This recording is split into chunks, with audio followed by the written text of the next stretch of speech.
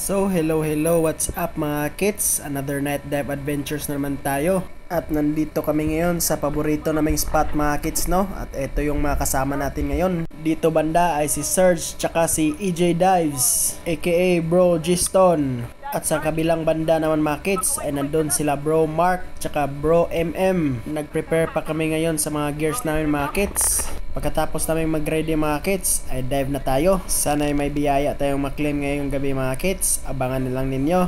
Let's go!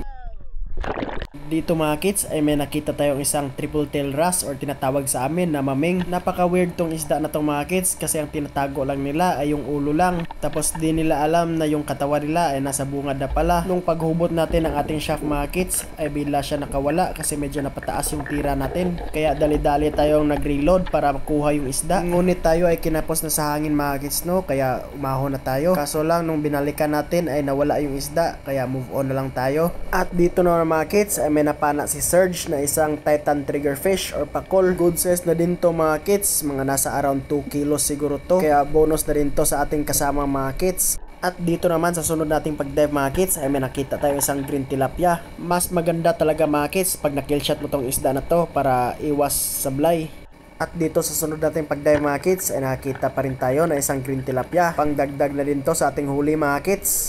At dito naman sa sunod nating pag-dive mga kids ay may nakita tayong isang honeycomb rabbit fish or tinatawag sa amin na lap. Magaling din to mag-camouflage tong isda na to mga kids kaya sobrang hirap to hanapin. Nakachamba din tayo mga kids, no? Good size pa naman yung isda.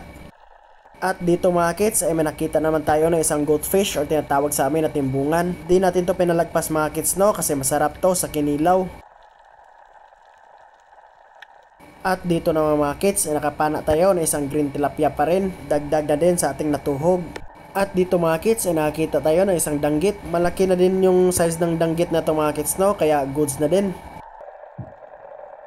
At dito naman mga kids ay danggit pa rin ang ating napana. Sigurado na ang pangpaksyon natin dito mga kids. At dito naman mga kids ay may napana tayong isang timbungan sa balas. Di na natin to pinalagpas, pangdagdag to sa ating kinilaw mamaya. At dito naman mga kids ay may nakita tayong isang kitong or samaral. Nakachamba na naman tayo mga kids. At dito naman mga kids, no, ay may nakita tayong isang sea bream or tawag sa amin, gapas-gapas. Medyo napataas yung tira natin mga kids kaya yun, nakawala. Dali-dali nating mag-reload mga kids, no, buti na lang nakuha pa natin yung isda. At dito mga kids ay umahon na kami at ito pala yung huli namin lahat. Libre na pang ulam mga kids. Thank you Lord sa biyaya na ipinagkaloob niya sa amin ngayong gabi. Sabi na Rick Mar. Uy, pamatulog na ito parang kumulo mag-ihaw na eh.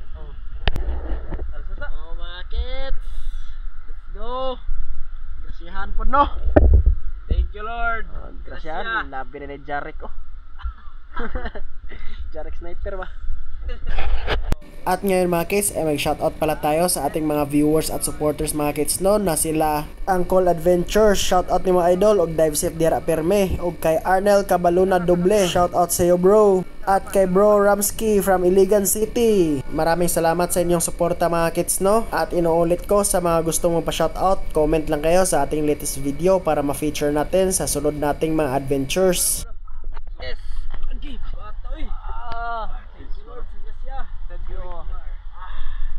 Please follow my page, Serge. Yes. Buhol, nagminaras. Oh, saka ba, saka? Basta. Thank you Lord. Karaan, no? Sige siya. Karaan. Buhol, nagminaras. Okay.